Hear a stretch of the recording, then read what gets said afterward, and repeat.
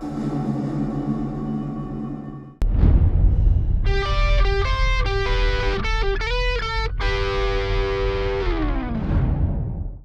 guys, and welcome back. I've got a special gameplay and commentary for you guys today. I've been saving this gameplay up for a little while.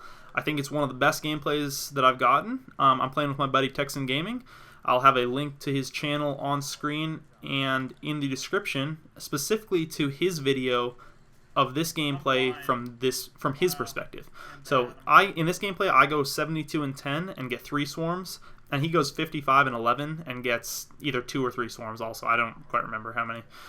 And he commentates it on his own channel. He gives you guys a lot of good tips about how to juggle the hardpoint, stuff like that you guys definitely don't want to miss. So I'll link that on screen in the description. Check him out. This video's I'm going to give you guys some tips during this video. I'm going to kind of cut in and out of my topic to give you guys tips. But the main topic is about T3xanGaming and his channel. He and I have been playing a lot recently. You've probably heard me promote him before. He's a great guy, great player, as you can see by his gameplay on his channel. I just want to talk about some of the series that he has, and also a potential series that he and I are going to be doing might be doing in the future. I shouldn't say am. Still need to coordinate it with him. But he has a couple good series on his channel. He's got Start Smart, which is where he shows you how to get the first bloodthirsty right off the game. So, when you start off and you're on meltdown, maybe you should run right side through center or something like that, and he'll tell you exactly where to go and what to do to get the easy first bloodthirsty. He also has a swarm series, which is where he gives tips and tricks on how to get swarms with every map, every gun. And he's adding some new series, a nuclear series, which is kind of like the swarm series, but obviously with nuclears instead of swarms. And a nuclear fail series, which is going to be the outtakes from the nuclear series, where maybe he dies 2 kills off a nuclear or something like that, and he talks about that. Anyways, those will be good gameplays. He's always a good commentator, good guy. Go check him out. The series that I want to do with him, we've kind of talked about it, but I want to confirm it with him a little bit later, is something like Bro Tactics. I don't know, we're going to name it, but it would be something like this video that we're doing here. I put the gameplay on my channel. He puts the gameplay on his channel from his perspective. And I think that would be really good for you guys to see kind of how we have different play styles and yet how we can both succeed. Because you guys get a lot of me and you see my same old style gameplay where I'm using the C4, stuff like that. I try to mix it up for you guys. But Texan has a little bit different way that he rounds corners, a little bit different way that he'll enter a room. And I think it's important for you guys to see both of those. Also, I thought it might be fun to do kind of a little cooperative tactic. Look at us both throw our C4s. Sometimes we do think alike, as you can see there. I also want to try to maybe look at some cooperative tactics where maybe I'll use a riot shield and he'll use an assault rifle and head glitch on me or something like that, where there'll be like tactics that you can use with your friends in lobbies that are really teamwork oriented. So we might try to get that going for you guys. Be looking for that in the future. Right here I get my first swarm, and I start thinking real conservative, and I'm getting like scared. I'm like, oh my gosh, I got my first swarm, sweet. So I'm gonna camp up here a little while, keep them spawn trapped. So I do that for a little while here. If you guys are wondering kind of what that's about. Like I said, I think he gets 3, but I think his third one happened right at the end of the game, and he didn't get to call it in because mine was still in the air. But he definitely got 2 in the air. He's a great player. We play together a lot. Wow, what else can I say about him? That's about it. He's a good guy, good commentator. He uploads, I'm not sure if it's daily, but I noticed that he has probably 5 videos up a week, something like that. So he does post regularly, and they're all HD, high-quality content. Now I'm just going to talk to you guys about this gameplay a little bit more, since it is one of my better gameplays, 72 and 10. And that's not a TBNR frag style gameplay where he's, dropping hundreds of kills and only dying twice. But I think it is a solid gameplay, and this is the kind of gameplay that I feel like most anyone can lay down for yourself. Look at that. I get the wall bang. I'm aware that there's guys coming. Call in my orbital. Now I know he's coming. Don't even have to look around the corner. That's the beauty of C4. You don't have to look around the corner. If you have a UAV or EMP, or you can sound whore, you can just chuck it around the corner, no problem. Here, I do it again. I had that C4 ready before he even started coming around the corner. I'm running orbital VSAT, EMP, and swarm.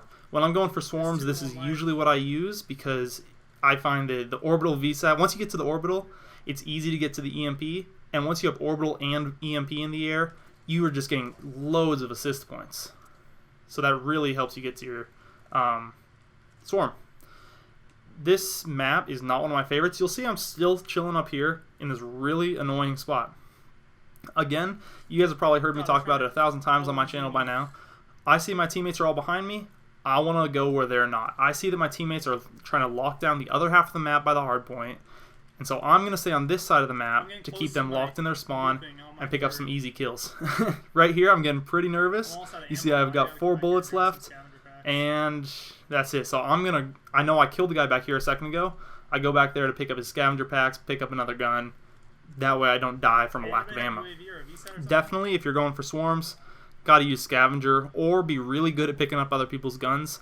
But I don't recommend trusting other people's guns. Sometimes they use weird stuff that you won't be able to succeed with. So, Peacekeeper, Diamond, one of my just run-of-the-mill favorite guns. I don't know why I can't seem to use the MSMC very well. I used to love the PDW, not so much anymore, but the Peacekeeper just has the right feel for me. It feels like, kind of like I wish the M27 assault rifle field. Wow, that's good grammar right there, bud. I wish the M27 AR felt. But the the M27 just feels so weak. They've got a similar recoil pattern, I feel like, but the M27 feels so weak, while the Peacekeeper can get those close-range kills with little issue. Here I'm using the LMG that I picked up off that guy. Another tip, always pick up an extra weapon if you have that extra slot. I tend to not run secondaries because I would rather use that extra point on an extra attachment or something like that. I think my usual tactic is don't run a secondary, only run one tactical grenade, and that frees up 2 slots, which then allows me to get 3 attachments on my gun. So keep that in mind. That's a good one. I know a lot of people like toughness. I don't tend to run it that much. A lot of people like Ghost. I always hear Drifter talking about that man, I can't do hardly anything without Ghost. But I never use Ghost. I never use toughness. I don't know why. The ones I find are just the gotta have perks, especially when you're going for high kill streaks. You have to have Flak Jacket when you're going for high kill streaks, especially on hardpoint. Otherwise, you're going to get frustrated because you're hanging out, you're on a good streak, and somebody does a lucky grenade cross map. Furthermore, dexterity, that allows you to play it a little bit more rushing style, and because if you guys didn't know, dexterity allows you to bring your weapon to aim down sights faster after sprinting. So that's great. You see here I'm setting up for the next hardpoint. I think that they're probably going to be spawning by the next hardpoint, so I was watching out that door. I see my teammates spawning over here, but for some reason the enemy's spawning over here too. Rather than risk it, I'm just going to play it safe, go in and out. You'll see I'm juggling the hardpoint here. If you guys haven't heard about juggling the hardpoint, it's something that people tend to do a lot when they're going for high kill streaks. It is a way on hardpoint to get loads of points for basically doing nothing. What you do is, you probably notice that if you are not in the hardpoint and the enemy gets in the hardpoint, so the little hardpoint logo turns red, then that means they have the hardpoint. When you kill them and take it back from them, that gives you, I don't even know what it is, like 350 points, something like that.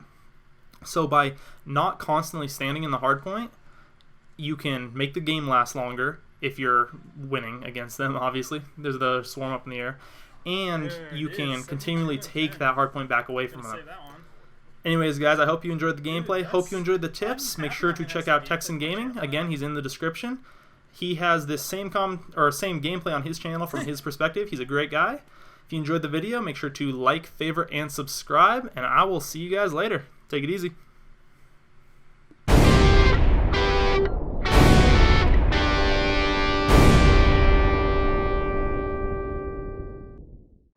Hey guys, welcome to the end of the video. If you made it this far, maybe I've earned your like. You can click that down below. If you want to see more content like this from me, you can click subscribe up here in the top right. I put out videos every Monday, Thursday, and Saturday, so you can expect uploads from me about 3 times a week. And the lower right hand side of your screen, that's my previous video, so you can click on that and see what you missed out last time. Thanks for watching.